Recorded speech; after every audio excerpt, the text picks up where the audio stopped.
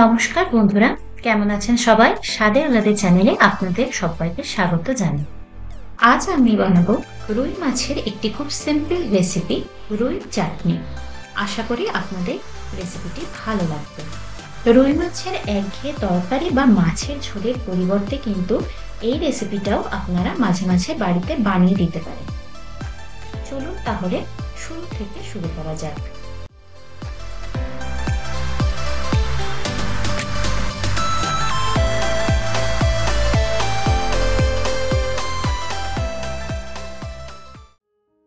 এখানে আমি ৪ পিস রুই মাছ নিয়ে নিয়েছি। মাছটাকে ভালো করে ধুয়ে নিয়ে প্রথমে নুন এবং হলুদ দিয়ে আমি ম্যারিনেট করে রেখে দেবো ০.৫ ঘন্টার জন্য।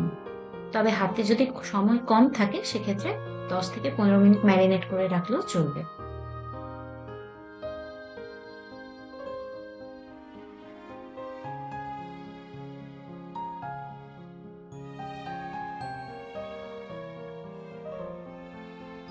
এবার আমি ২টো টমেটো নিয়ে নেব এবং টমেটোগুলোকে পাতলা পাতলা করে কুচি করে নেব।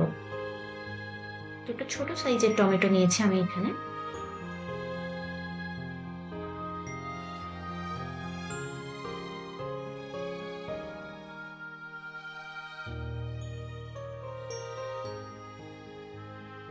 টমেটোগুলো কুচি করা হয়ে গেলে কয়েকটা কাঁচা লঙ্কা জাস্ট মধ্যেখান থেকে চিড়ে নেব।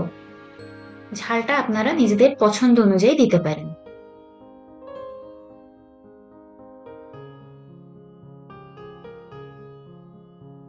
এবার কড়াইয়ের মধ্যে তেল গরম করব। রান্নাটা এখানে আমি সর্ষের তেলে করেছি। তেল গরম হয়ে গেলে এর মধ্যে আমি মাছগুলো দিয়ে ভালো করে মাছগুলো ভেজে নেব।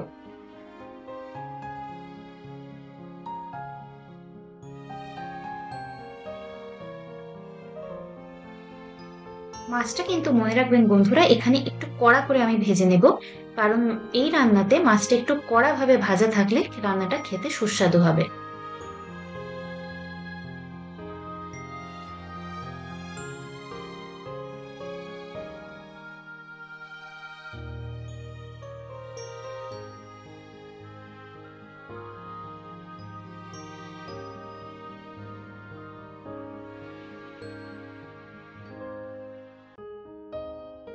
মাছটা ভাজা হয়ে গেছে, দেখতে পাচ্ছেন দুটো পিঠই বেশ লাল লাল করে ভাজা হয়েছে মাছটা। এবার কড়াইয়ের মধ্যে যে তেলটা অবশিষ্ট থাকলো তারই মধ্যে আমি একটা তেজপাতা এবং অল্প একটু পাঁচফোড়ন দিয়ে কয়েক সেকেন্ড মশলাটা ভেজে নেব।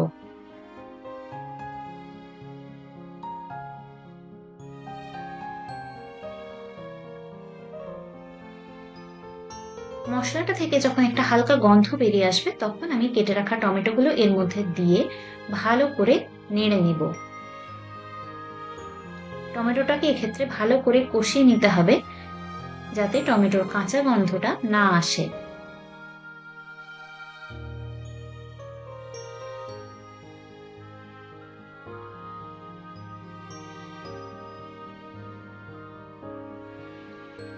টমেটোটা হালকা ভাজা হয়ে গেলে এতে দিয়ে দেবো স্বাদ মতো নুন, অল্প একটু হলুদ, আবার ভালো করে নেড়ে নিয়ে কিছুক্ষণের জন্য ২ থেকে ৩ মিনিটের মতো আমি ঢাকা দিয়ে রেখে দেব।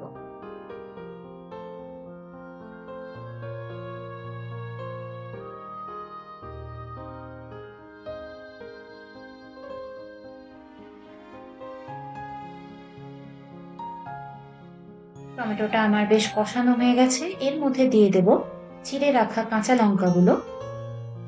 ঝালটা নিজেদের স্বাদ অনুযায়ী দেবে।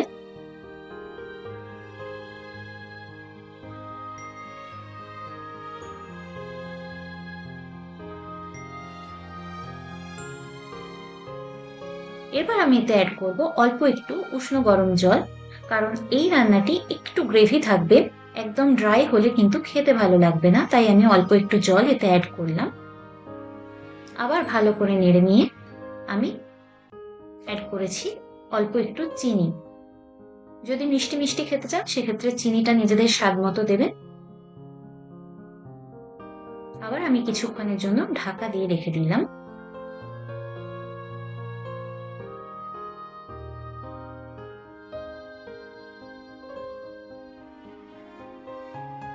গ্রেভিটা মোটামুটি রেডি হয়ে গেছে। এবার এতে ভেজে রাখা মাছটা দিয়ে দেব। মনে রাখবেন মাছটা দিয়ে কিন্তু রান্নাতে বেশিক্ষণ ফোটালে চলবে না, জাস্ট গ্রেভির সাথে একটু মাখিয়ে নেওয়ার পরে গ্যাস অফ করে দেবেন, না হলে মাছটি নরম হয়ে যেতে পারে।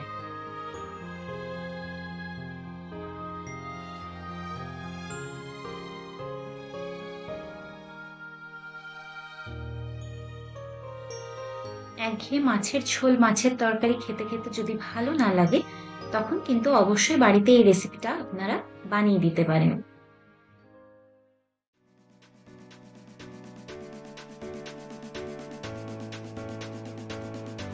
রুই মাছের চাটনি কিন্তু বন্ধুরা একদম রেডি হয়ে গেছে। এবার এটা আপনারা সার্ভ করে নেবেন।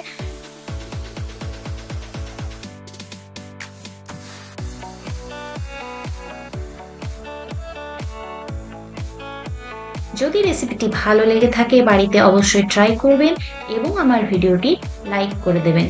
আর যদি কেউ চ্যানেলে নতুন বন্ধু হয়ে থাকেন, চ্যানেলটিকে সাবস্ক্রাইব করতে কিন্তু ভুলবেন না। তাহলে আজকের মতো এ পর্যন্তই, দেখা হচ্ছে নেক্সট ভিডিওতে। সকলে ভালো থাকবেন।